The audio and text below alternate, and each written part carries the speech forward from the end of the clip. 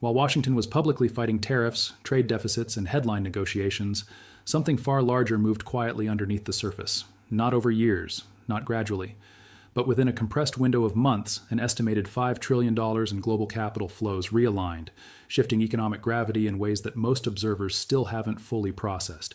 This was not a stock market headline event. It didn't announce itself with a crash or a rally. It showed up instead in balance sheets, reserve allocations, supply chains, and long-dated contracts.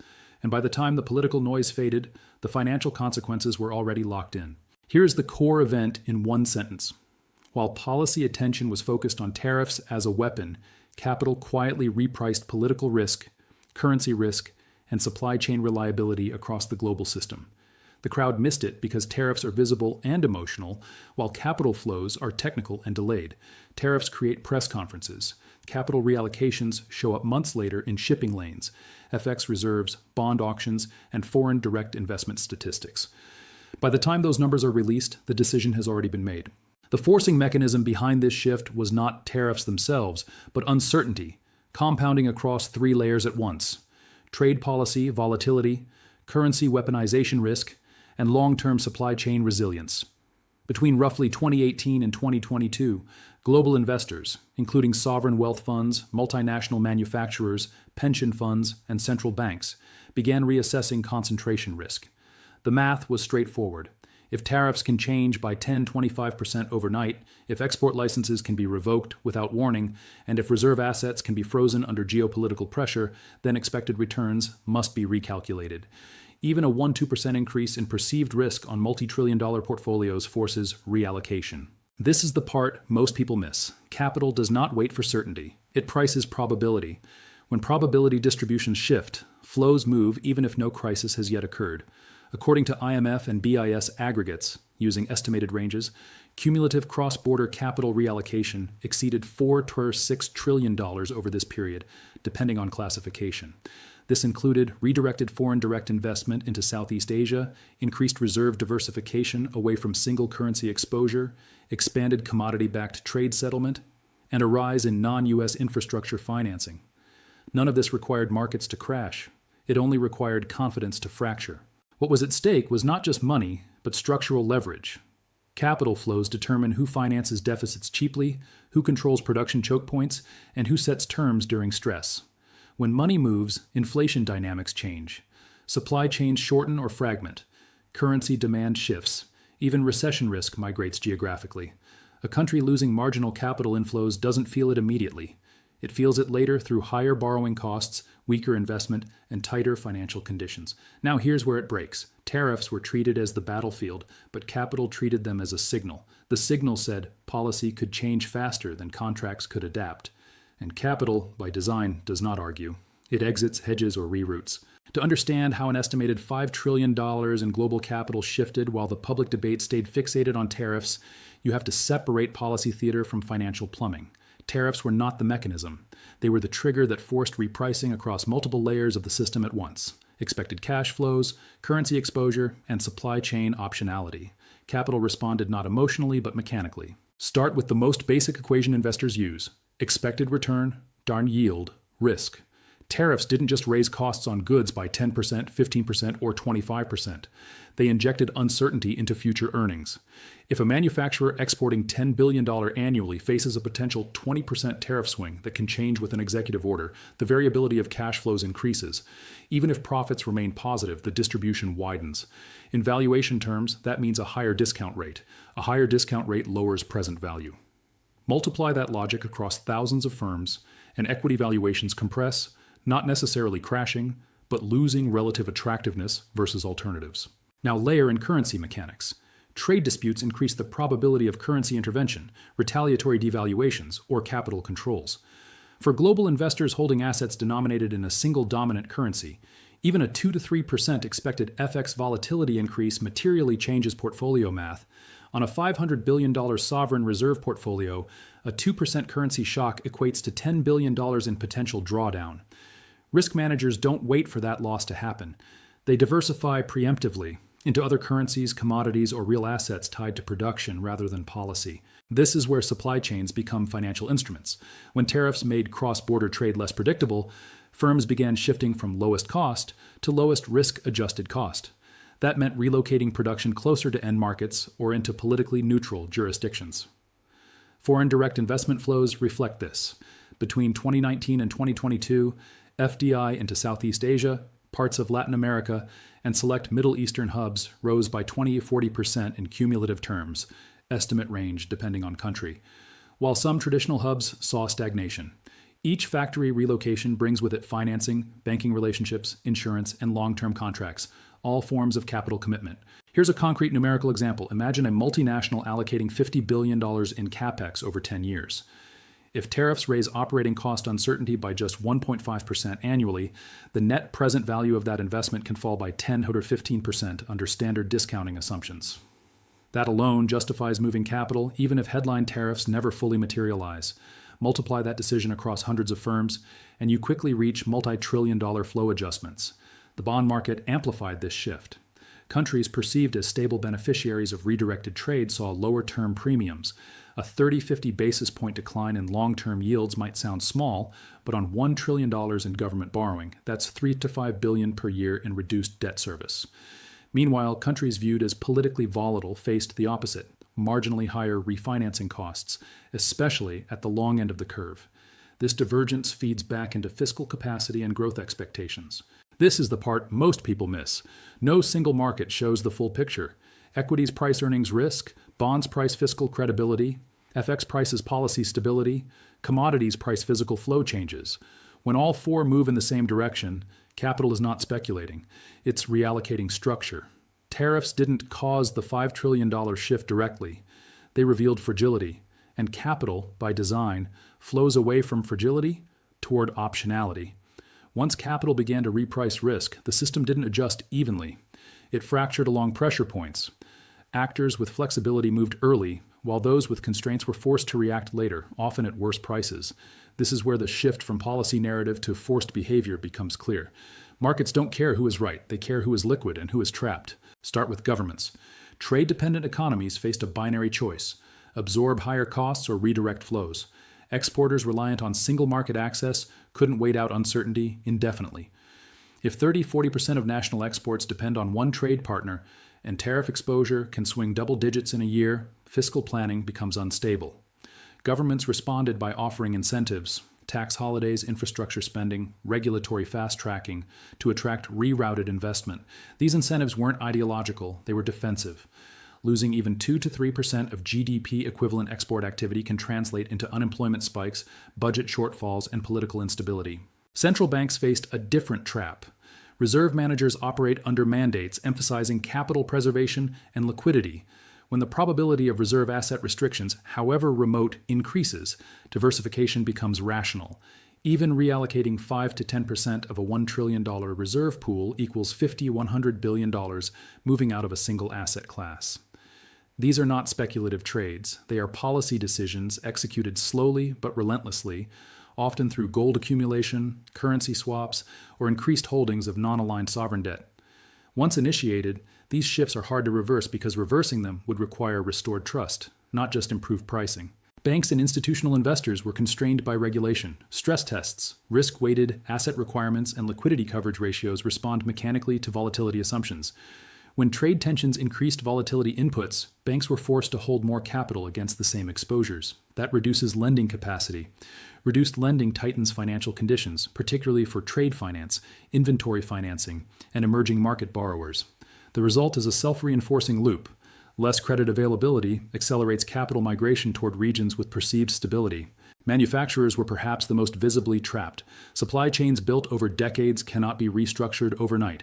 Tooling, skilled labor, and logistics infrastructure represent sunk costs. When tariffs or policy shifts threaten these chains, firms face a binary choice: invest billions to relocate, or accept structurally higher risk margins.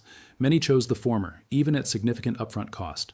A $2 billion factory relocation that reduces long-term policy risk by a few percentage points can be justified if it stabilizes cash flows over 20 years. This is why relocation continued even when tariffs were temporarily paused.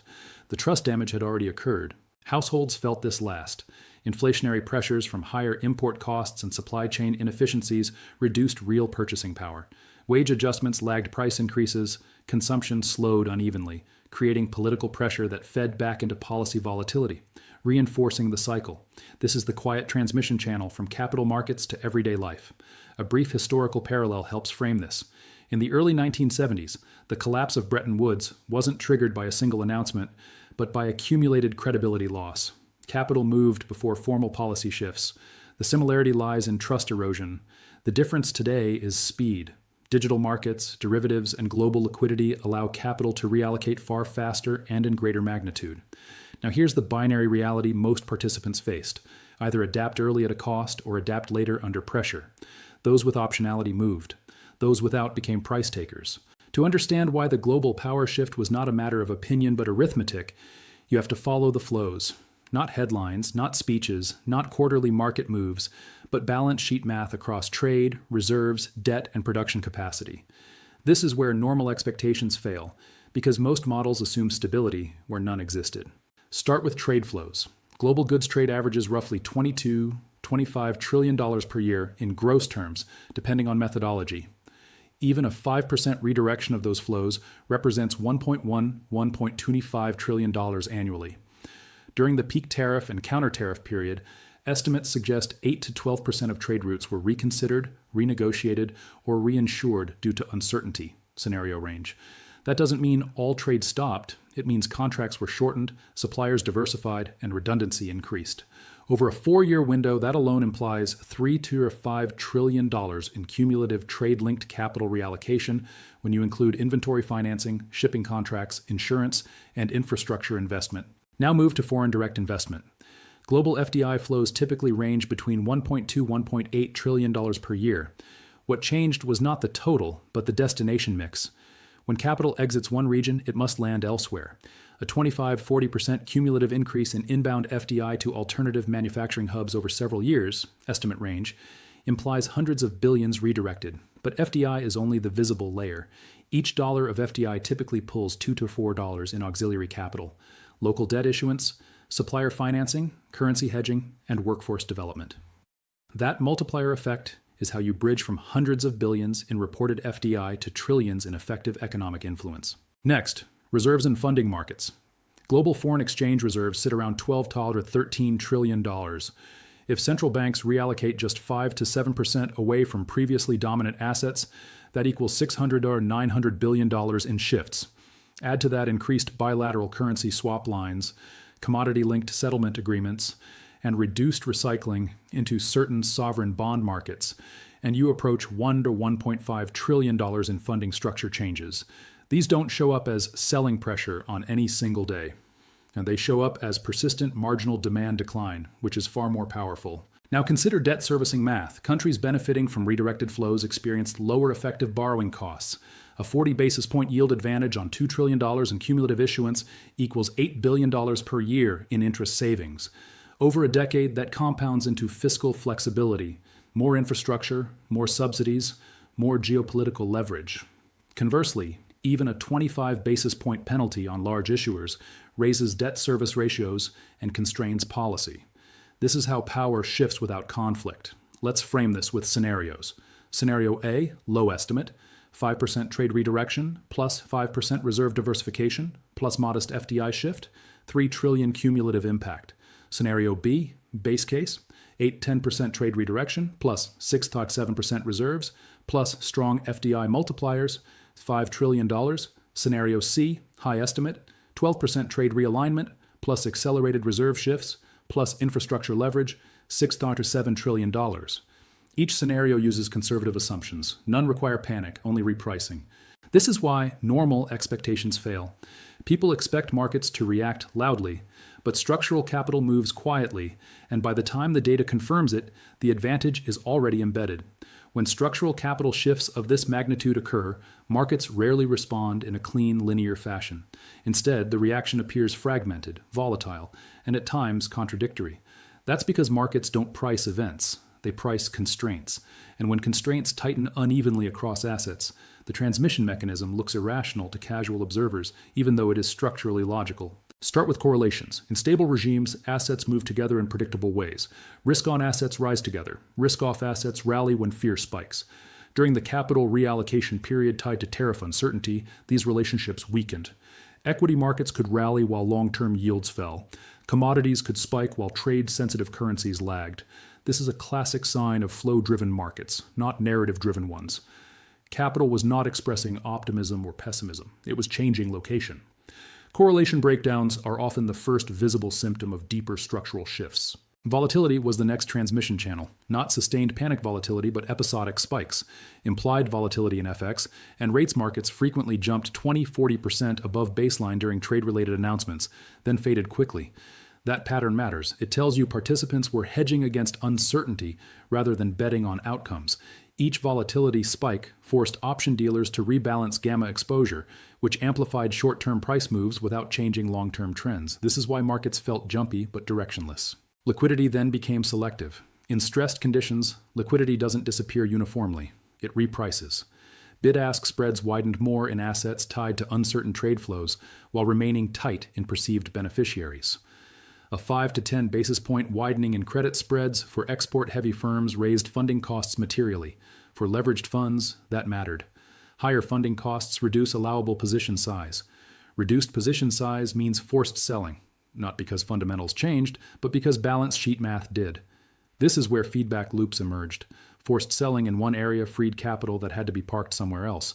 Often it flowed into government bonds, infrastructure assets, or commodities linked to physical scarcity. These inflows lowered yields or raised prices, reinforcing the perception of winners and losers. Observers mistook this for market sentiment.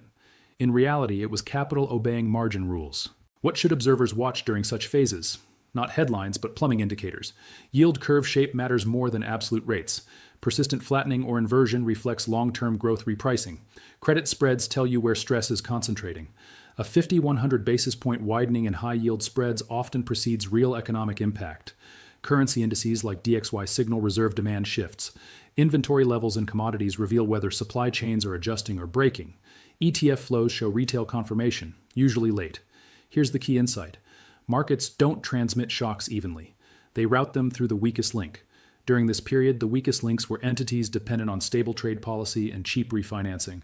When those assumptions broke, markets reacted not with a crash, but with persistent repricing. Now here's where it tightens. Once capital has moved, liquidity becomes path-dependent. Reversing the flow requires not just better pricing, but restored confidence in rules, contracts, and enforcement. That takes time. In the final chapter, we'll lay out the roadmap, timelines, scenarios, and indicators that determine whether this shift stabilizes, accelerates, or partially reverses. Once structural capital shifts reach multi-trillion-dollar scale, the question is no longer whether the system has changed, but how the next phase unfolds. Markets and economies do not reset to a prior equilibrium on hope alone. They move forward through timelines, constraints, and feedback loops. This chapter lays out that roadmap, not as prediction, but as conditional math. The timeline. Next 24 to 72 hours. Nothing dramatic happens. Structural shifts do not announce themselves. What you see instead is micro-confirmation, quiet demand in funding auctions, steady FX hedging flows, and small but persistent basis changes in trade-linked derivatives. These are early signals that capital remains positioned, not speculative. Next 1 to 4 weeks, credit and FX markets become more informative than equities. Yield curve micro-moves matter. A 5 to 10 basis point change in term premiums, sustained across auctions, confirms whether capital is sticking. Trade-sensitive currencies either stabilize or continue to underperform. Volatility compresses or re-expands depending on policy clarity. Next, 1 to 3 months. Real economy data begins to catch up. Purchasing manager indices, shipping volumes, and inventory turnover reveal whether supply chains have adapted or are still fragmenting. Corporate earnings guidance, not earnings themselves, shows whether firms are planning for permanence or reversal.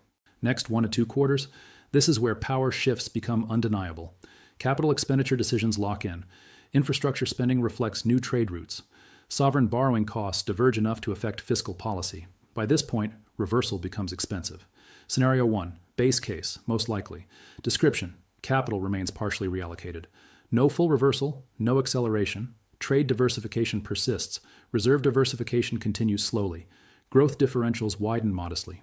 Math, Trade redirection stabilizes at 7 to 9% of affected flows. Reserve diversification plateaus around 6 to 8% of total reserves. Borrowing cost divergence remains 30 to 50 basis points between beneficiaries and losers. Indicators to confirm: stable but non-recovering share of trade finance in former hubs.